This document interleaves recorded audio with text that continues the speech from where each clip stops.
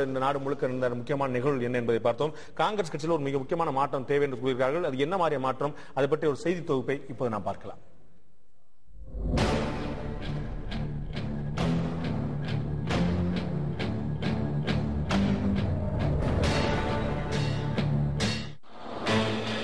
தமிழக காங்கிரசிற்கு சுதந்திரம் வேண்டும் என்று திரியை கொளுத்தி போட்டு விவாதத்தை தொடங்கி வைத்திருக்கிறார் அக்கட்சியின் மூத்த தலைவர்களில் ஒருவரும் முன்னாள் மத்திய அமைச்சருமான EVKS இளங்கோவன். நடந்து முடிந்த நாடாளுமன்ற தேர்தல் காங்கிரஸ் கட்சிக்குள் கடும் அதிர்வலைகளை ஏற்படுத்தியுள்ளது. தேசிய அளவில் வெறும் 44 இடங்களை பிடித்த காங்கிரஸ் தமிழகத்திலும் பெரும் பின்னடைவை சந்தித்துள்ளது. 40 இடங்களிலும் தனித்து போட்டியிட்ட அக்கட்சியால் கன்னியாகுமரி தவிர பிற இடங்களில் டெபாசிட் கூட பெற முடியவில்லை. தமிழகத்தில் 1967 வரை தொடர்ந்து ஆட்சி அதிகாரத்தில் இருந்து வந்த காங்கிரஸ் திமுக வரவுக்கு பின் செல்வாக்கை இழக்க தொடங்கியது. இதன் பின்னர் அதிமுகவும் உதயமாகவே காங்கிரசுக்கான அரியணை வாய்ப்பு மங்க தொடங்கியது. இந்திரா தலைமையிலான காங்கிரஸ் கட்சி 1976ஆம் ஆண்டு முதலாக திமுகவுடன் கூட்டணி அமைத்தது. அன்று முதல் ஒவ்வொரு தேர்தலிலும் ஏதாவது ஒரு திராவிட கட்சியுடன் கூட்டணி அமைத்தே தேர்தலை சந்தித்து வருகிறது காங்கிரஸ். கடந்த நாடாளுமன்ற தேர்தலில் தனித்து போட்டிக்கு தயாரான காங்கிரஸ் வெற்றி பெறாவிட்டாலும் பல தொகுதிகளில் கணிசமான வாக்குகளை பெற முடியும் என்றும் அதன் மூலம் தமிழகத்தில் தங்களின் செல்வாக்கை திராவிட கட்சிகளுக்கு உணர்த்த முடியும் என்றும் நம்பினர். அந்த நம்பிக்கையையும் தேர்தல் முடிவுகள் சிதைத்துவிட்டன. தேர்தல் தோல்விக்கு டெல்லி தலைமையின் நடவடிக்கையே காரணம் என்ற தோனியில் பேசி பரபரப்பை ஏற்படுத்தியிருக்கிறார் EVKS இளங்கோவன். அவர் பேசும்பொழுது யாருடன் கூட்டணி வைத்தால் பலம் என்பது நமக்கு தான் தெரியும். கூட்டணி முடிவை டெல்லி அறிவிக்கட்டும். ஆனால் அதற்கு முன் எங்களிடம் கருத்து கேளுங்கள். கட்சியை வளர்க்க முழு சுதந்திரத்தை அளியுங்கள். தேர்தல் வெற்றிக்காக மாநிலங்களை அடமானம் வைப்பதை விட்டுவிடுங்கள் என்று தெரிவித்துள்ளார். இந்த கருத்தை ஆமோதிப்பது போல அந்த கூட்டத்தில் கலந்து கொண்ட வாசன் உள்ளிட்ட தலைவர்களும் EVKS பேச்சுக்கு மறுப்பு எதுவும் தெரிவிக்கவில்லை. தலைமை மீது ஏற்பட்ட அதிருப்தியால் 1996ஆம் ஆண்டு மூப்பனார் தலைமையில் தமிழ் மாநில காங்கிரஸ் உதயமானது என்பது கடந்த கால வரலாறு. மேலிடம் மீது தமிழக காங்கிரஸ் அதிருப்தி. மேடம் மீது மேலிடம் மீது தமிழக காங்கிரஸ் அதிருப்தியில் இருக்கிறதா என்ற தலைப்பில் இன்றைய ஆயுதெழுத்து நீட்சியில் நாம் பாதிக்க இருக்கிறோம். இந்த காங்கிரஸ் கட்சியுடைய செய்தி நிகழ்ச்சி நம்முடைய காங்கிரஸ் கட்சியுடைய செய்தி தொடர்பாளர் திரு அமெரிக்க நாராயணன் அவர்கள் நம்முடன் இருந்திருக்கார். அதே போல அரசியல் விமர்சகர் திரு ரவீந்திரன் துரைசாமி அவர்கள் நம்முடன் இருந்திருக்கிறார். உங்கள் இரண்டு பேரும் நிகழ்ச்சிக்கு வரவேற்க நண்பர்களே. நான் முதல்ல திரு அமெரிக்க நாராயணன் கேட்க விரும்புறேன். காங்கிரஸ் கட்சி மாநில தலைமையை மதிப்பதில்லை அப்படின்னு ஒரு பாரதிய ஜனதாக்காரர் சொல்லியிருந்தாருன்னா ஒரு அரசியல் விமர்சனமா பார்க்கலாம். சொன்னவர் முன்னாள் மாநில தலைவர். அவருக்கு மாநில தலைமை எப்படி நடத்தப்படுகிறது என்று தெரியும். முன்னாள் மத்திய அமைச்சர். அகில இந்திய தலைமை எப்படி செயல்படுகிறது என்று தெரியும். அவர் சொன்னதை ஒரு சாதாரண விஷயமா நீங்க எடுத்துக்க முடியுமா? இல்ல, அவர் நீங்க I don't think you code him right. நான் அந்த மீட்டிங்ல இல்ல. ஆனால் கேள்விக்குரிய. ஏன்னா உண்மையிலேயே நீங்க சொன்ன மாதிரி அதிருப்தியாளர் இருந்தாங்கன்னா இன்னைக்கு வந்திருப்பாங்கல்ல. அப்ப என்ன தெரியுது, அவங்களுக்கு வேலை இருக்கலாம் இல்லையா? எல்லா கூட்டங்களும் ஒரு நிகழ்ச்சிக்கு உங்களை பயப்படுறீங்கன்னு அர்த்தமா? நீங்க இதை மிகைப்படுத்துறீங்கன்னு நினைக்கிறேன். ஏன்னா இதே கேள்வியை நீங்க திமுக கூட கேட்டீங்க, நல்லா இருந்தது. அதிமுக நீங்க கேட்பீங்களா எனக்கு தெரியல. என்ன கேட்கும்? இதை கட்சிக்குள்ள ஒரு மாவட்டத்துல ஒருத்தர் சண்டை போடுறாங்க, கோஷ்டி சண்டை இருக்குது. இல்ல, ஏன்னா இது அதிருப்தியாளர்கள் எல்லா கட்சியிலும் இருக்காங்க. எங்க கட்சியில நான் உங்க இன்னைக்கு சொல்றேன், என்னைக்கு சொல்றேன், நீங்க கேமரா பார்த்து நான் உண்மையை மட்டுமே பேசுறேன். அதிருப்தியாளர்கள் இல்லை என்று நான் கூறினால், அதிருப்தியாளர்கள் இல்லை என்று நான் கூறினால் நான் பொய் சொல்பவனாவேன். காங்கிரஸ் விட ஒரு டெமோக்ராட்டிக் பார்ட்டி, ஜனநாயக பார்ட்டி இல்ல. இன்னைக்கு அதிமுக ஒரு மனோபலி, ஒரே ஆள் முடிவு செய்யறது. கட்சியில டெமோக்ரசி இருக்கா? திமுக ஒரு பிரைவேட் லிமிடெட் கம்பெனி, கட்சியில டெமோக்ரசி இருக்கா? எங்க கட்சியில இப்படி பேசிட்டு கூட நாங்க இருக்க முடியும். இது டெமோக்ரசியா? இல்ல நீங்க மத்த கட்சிகள் எப்படி நீங்க பேசுறீங்க எனக்கு புரியலையே. இன்னொரு கேள்வி, இந்த தமிழகத்துல வீழ்ச்சி அடைஞ்சிருக்கோம், அதுக்கு நாம் பொறுப்பு. ஏன் நான் மட்டும் இல்ல, தமிழகத்துல ஞானதேசிகன் ஒரு முக்கிய பொறுப்பு, இங்க இருக்க முக்கிய அமைச்சர்கள் முக்கிய பொறுப்பு. எங்களுடைய இயலாமையை தட்டி கழிக்க ஒரு சிலர், நான் நிச்சயமா EVKS சொல்வார்னு நினைக்கல, அவர் சொல்லி இருக்க மாட்டார் நான் நினைக்கிறேன். நீங்க மிஸ்கோட் பண்றீங்கன்னு நினைக்கிறேன். இருந்தாலும் அப்படி சொல்லி இருக்க இருந்தானா அந்த மாதிரி ஒரு சிலர் இருக்கலாம். ஏன்னா அவங்க வந்து தன்னுடைய நான் இன்னைக்கு கிராமத்துல காங்கிரஸ் வரணும்னு சொல்லிட்டு 62 63 கிராமத்துக்கு போறேன். யாரும் என்ன போக வேணாம்னு சொல்லியே சொன்னாங்களா? சொல்லுங்க. இந்திய தேசிய காங்கிரஸ் போக வேணாம்னு சொன்னாங்களா? இல்ல தலைவர் ஞானதேசிகனுடைய கையை கட்டி போட்டு நீங்க வேலை செய்யாதுன்னு சொன்னாங்களா? ஏன் ராயபுரம் மனோ இருக்காரு, இங்க அவருக்கு ஒரு கமிட்டி போட்டு கொடுக்கல. அவர் டெல்லி காங்கிரஸ் ராயபுரம் மனோ வடசென்னை மாவட்டம்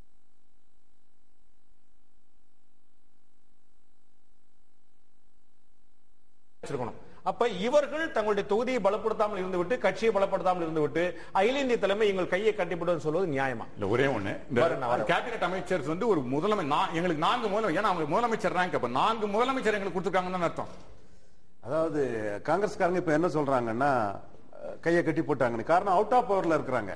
காங்கிரஸ்ல Indira Gandhi out of power 1977 வரும்போது ஜெயித்த எம்பிக்கள்ல ராஜேஷ் பேல உட்பட ஒரு 4 எம்பிக்கள் தவிர மற்ற எல்லாருமே இந்திரா காந்தியை டெசர்ட் பண்ணிட்டாங்க, டெசர்டர்ஸ். அதே மாதிரி ஒவ்வொரு கட்டத்திலையும் காங்கிரஸ் டெசர்ட் பண்றதுதான் வழக்கம். இப்போ அவுட் ஆஃப் பவர்ல இருக்கனாலதான் இவிகே சிலங்க இவ்வளவு மத்திய அரசு எங்க கையை கட்டி போட்டுன்னு சொல்றாப்புல. இவிகே சொல்றதுல முழுமையான உண்மைகள் இல்லை. ஏன்னா காங்கிரஸுக்கு அலையன்ஸ் ஆப்ஷன் பெருசா இல்ல. ஏடிஎம்கே பொறுத்தவரை அவங்க தனிச்சு தமிழ்நாட்டுல பிரதமர்ங்கிற அளவுக்கு அவங்க கட்சிக்காரங்க முன்னிறுத்தி அவங்க பண்ணாங்க. அடுத்த ஆப்ஷன் டிஎம்கே தான். டிஎம்கே காங்கிரஸ் மேல நிறைய கிரட்ஜஸ் இருந்து அவங்களும் காங்கிரஸ் அலையன்ஸ் விரும்பல. அப்படி காங்கிரஸ் அலையன்ஸ் இல்லாத பட்சத்துல டிஎம்கே ஓட அலையன்ஸா ஏடிஎம்கே அலையன்ஸாங்கிறதுல பிரச்சனை இல்ல. இப்படி அலையன்ஸ் வச்சுக்கலாமா? வச்சா என்ன பிரச்சனை? யாரோட வச்சுக்கலாம்? தேமுதிக கூட வாய்ப்பு இருக்குதா? இல்லாட்டி மாற்று கட்சிகள் வாய்ப்பு என்ன? சிறிய கட்சிகள் ஏதாவது முயற்சி பண்ணுதா? அப்படின்னு ஒரு பேச்சுவார்த்தைக்கு மாநில தலைமை நீங்க சேர்க்காம டெல்லியில உட்கார்ந்து ஜன்பத் சாலையில உட்கார்ந்து நீங்க முடிவு பண்ணிட்டு இருந்தீங்கன்னா மாநில தலைமை எதுக்குங்கிறது அவங்களுடைய இதுவரை மாநில தலைமை மத்திய தலைமை எல்லாம் சரி நான் சொல்ல வரல. இந்த இளங்கோ இதுவரை சரியா இருந்தது. இப்போ நீங்க தனித்து விடப்பட்டு 4% ஓட்டாகி கட்சியோட நிலைமை ரொம்ப மோசமாயாச்சு. என்ன எங்க இருந்து நீக்கினாலும் டெல்லி தலைமை நீக்கினாலும் இழக்கிறதுக்கு ஒண்ணும் இல்லைங்கிற லெவல்ல தான் இது இளங்கோ பேசுறாரே தவிர. நீங்க அப்படி எப்படி பாக்குறீங்க? இன்னொரு விஷயம் பாருங்களேன். ஒரு மாணவன் 100 மதிப்பெண் எடுத்துட்டா நீ எப்படி வாங்க போச்சு யாரும் விசாரணை கமிஷன் அமைக்க மாட்டாங்க. ஒரு மாணவன் 100 வாங்குறேன், உலகம் 10 வாங்கினா தான் ஏன்பா 10 வாங்கன்னு சொல்லுவாங்க. 4 பேருக்கு ஓகே. அப்ப நீங்க தோல்வி காரணம் என்னன்னு கேட்க வர்றீங்க. தோல்வி காரணம் அவங்க சொல்றாங்க மாநில தலைமை சுதந்திரம் கிடையாது. அவங்களுடைய வருத்தம் பதிவு பண்றாங்க. தோல்வி காரணம் மத்திய தலைமைக்கு பொறுப்பு அதிகம். இல்ல, நான் தெளிவா சொல்றேன். நீங்க கேட்டது நியாயமானதான். எலெக்ஷன் முடிஞ்ச ஒரு கடைசி வரைக்கும் கேட்டிருப்பீங்கன்னு நினைக்கிறேன். ஆமா, தோல்விக்கான காரணம் மத்திய தலைமை தான் பதிவு பண்ணார். அதுதான் யார் சொன்னாங்க? திரு ரவி. மத்திய தலைமை பொறுப்பு அதிகம் இல்ல. நீங்க அதாவது சொல்வது தவறில்ல. இது தலைவர் ராகுல் காந்தி அவர்களும் சோனியா காந்தி அவர்களும் நாங்க பொறுப்புன்னு ஒத்துக்கிட்டாங்க. பொறுப்பை தட்டி கழிக்கல. தெளிவா புரிஞ்சுங்க. அவர்களுக்கும் பொறுப்பு உண்டு. நான் இங்க சொல்றேன், சோனியா காந்தியும் ராகுல் காந்தியும் பொறுப்பு தான். எனக்கு எவ்வளவு பொறுப்பு இருக்கோ அந்த அளவு பொறுப்பு, ஏன் அதை விட ஜாஸ்தியா கூட அவங்களுக்கு இருக்கு. அவங்க தட்டி கழிக்கலையே. இங்க மாநிலத்துல என்ன நடந்தது? மாநிலத்துல கேரளாவை முடிச்சிட்டாங்க. எலெக்ஷன் முடிஞ்ச உடனே என்ன நடந்ததுன்னு இங்க எவ்வளவு நாளுக்கு கைத்து போட்டார்கள்? அதாவது மறுபடியும் சொல்றேன், ஆனா தலைவர் ஞானதேசிக்கு நான் சொல்ல, மற்றவர்களை நோக்கி கையை நீட்டச்சே நீங்க செஞ்சீங்களா? நாங்க எல்லாரும் இன்னைக்கு நான் தெளிவா சொல்ல முடியும். யூபிஏ 1 யூபிஏ 2 நல்லா சிறப்பா செய்து அதை மக்கள் கிட்ட எடுத்துட்டு போகாது என்னுடைய தப்பு. இங்க தமிழ்நாட்டில் இருக்க காங்கிரஸ்காரர்களுடைய தப்பு, தமிழ்நாட்டில் இருக்க காங்கிரஸ் தலைவர்களுடைய அதிக தப்பு. அதுல எனக்கு நிறைய பங்கு இருக்கு. நான் தான் வந்தேன், என்ன சரியா போகலையே, எடுத்துட்டு போயிருந்தா மக்கள் ஓட்டு போட்டிருப்பாங்களே. நாங்கள் செய்த நன்மைகளை எடுத்து செல்லவில்லை, நாங்கள் செய்த தவறுகள் செய்தோம், அது மிகைப்படுத்தப்பட்டன. அதைகளை தெளிவாக சொல்லக்கூடிய திறமை எனக்கு இல்லை. நான் முதல்ல என்னுடைய தவறை ஒத்துக்கிறேன். எங்க தலைவர்கள் அதை செய்யல. அதை டெல்லியை குற்றம் சொல்லி என்ன பண்ணுறது?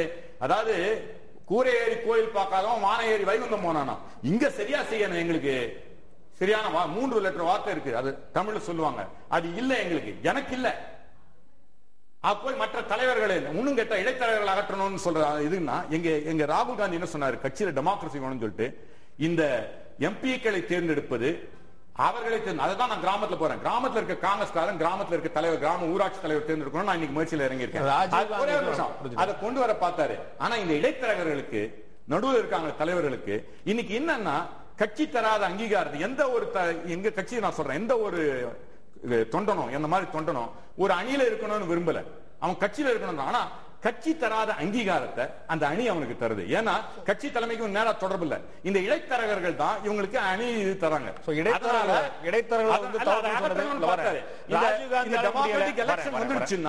இடைத்தரகர்கள் இருக்க முடியாது. ஏன்னா தொண்டர்களை நோக்கி நாங்க போயணும்.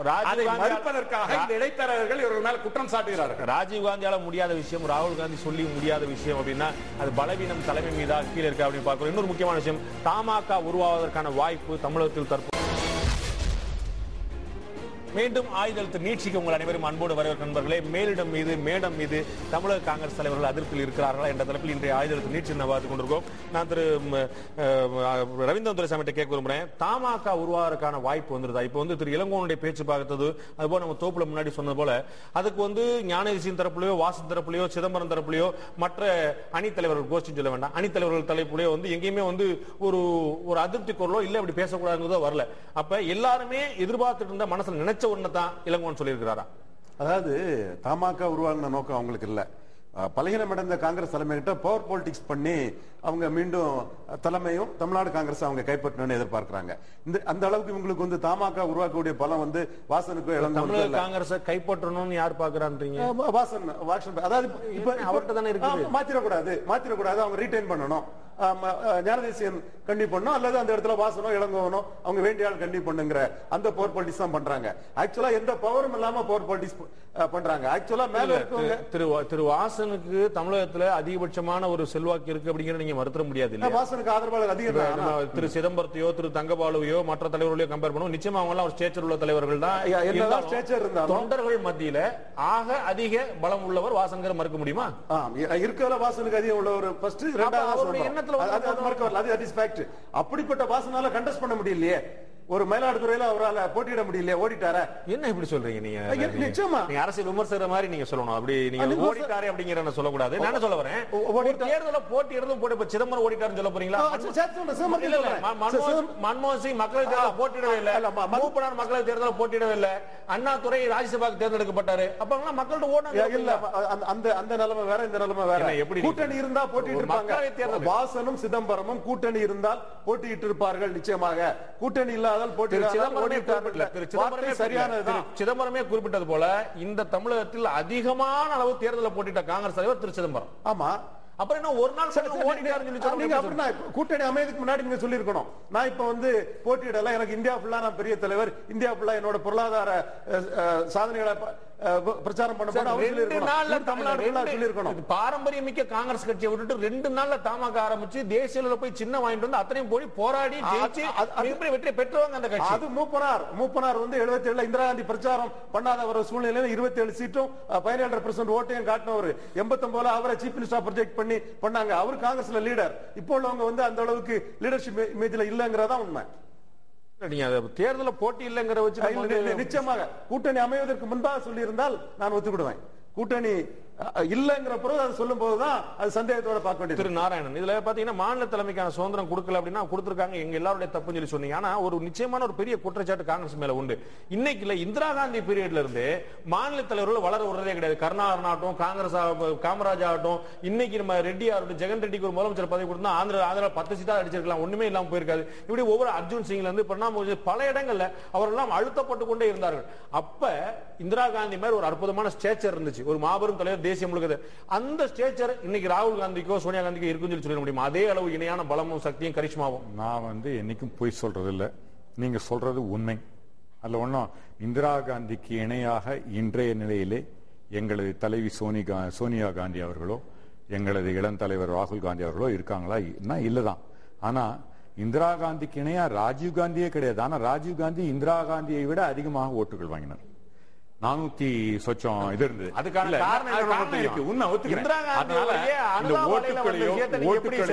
வச்சு செய்ய முடியாது. ஆனா நீங்க சொல்றதுல உண்மை இருக்கு, நம்ம மறுக்கல. அந்த இது நடந்ததாலேயே இந்த வீழ்ச்சிக்கும் ஒரு காரணம்னு பல சொல்வது உண்டு. அது ஓரளவு உண்மையும் இருக்கலாம்.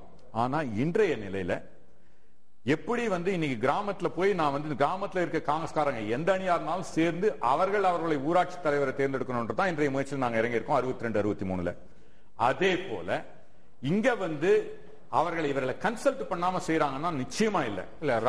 ஒரே நிமிஷம்.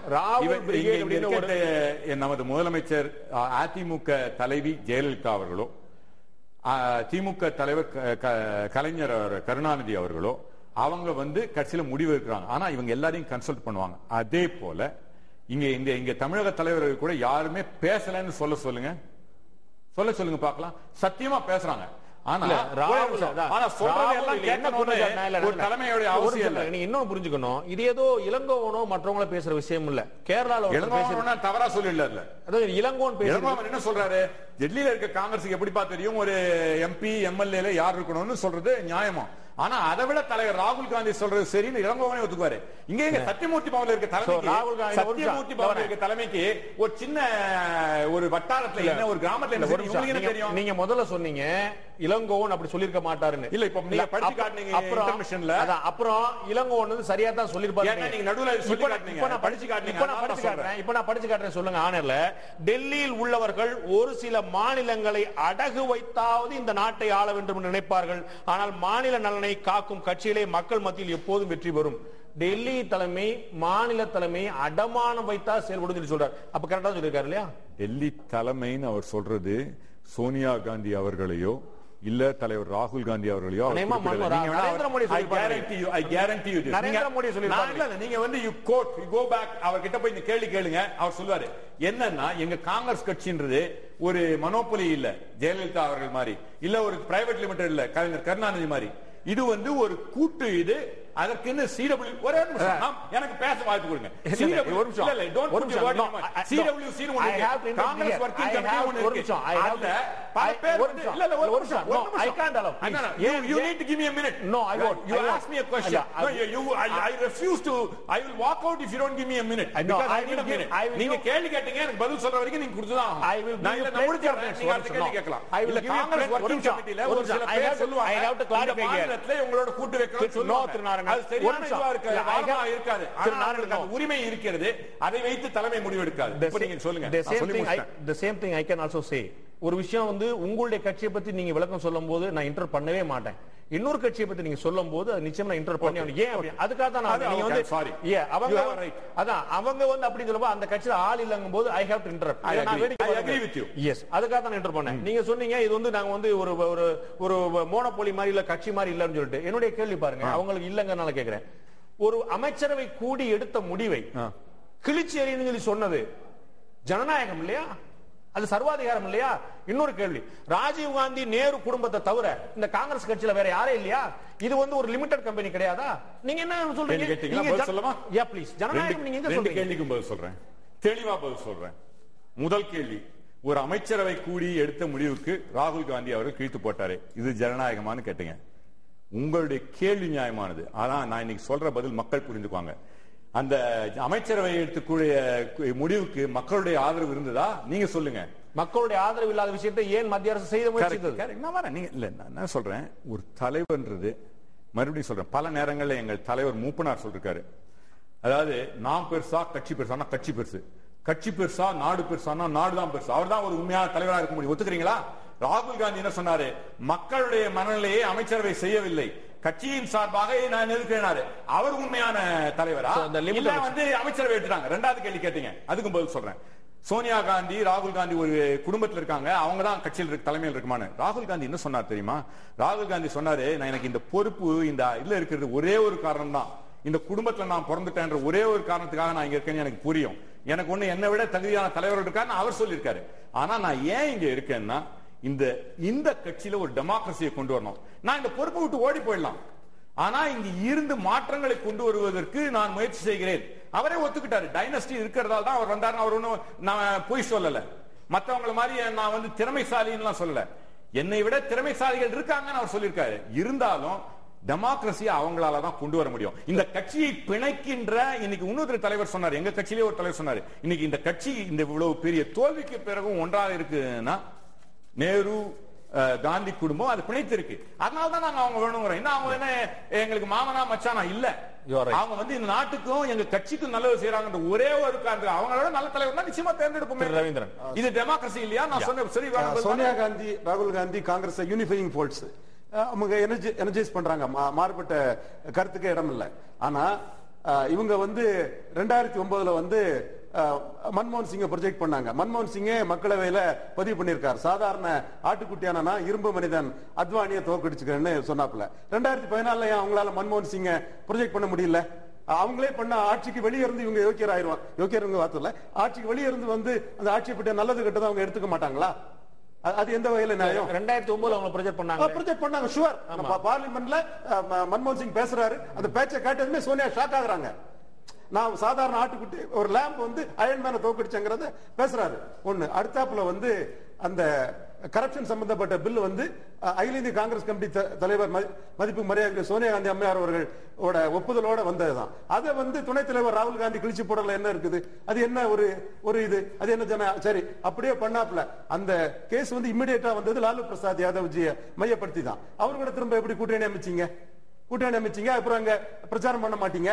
இதுல வந்து மாநில கமிட்டிக்காரங்க வந்து மத்திய கமிட்டியை டிஃபெண்ட் பண்ணி தான் இருப்பாங்க. ஆனா மத்திய கமிட்டி இந்த மாதிரிப்பட்ட 2009 ஒரு லீடரை ப்ரொஜெக்ட் பண்ணிட்டு 14 ப்ரொஜெக்ட் பண்ணாம போனதுதான் தோல்விக்கு ஒரு முக்கிய காரணம். சார் நேரம் இல்ல, ரொம்ப சுருக்கம். சொன்னார் ஒரு பொதுவானவர், there is something called real politics.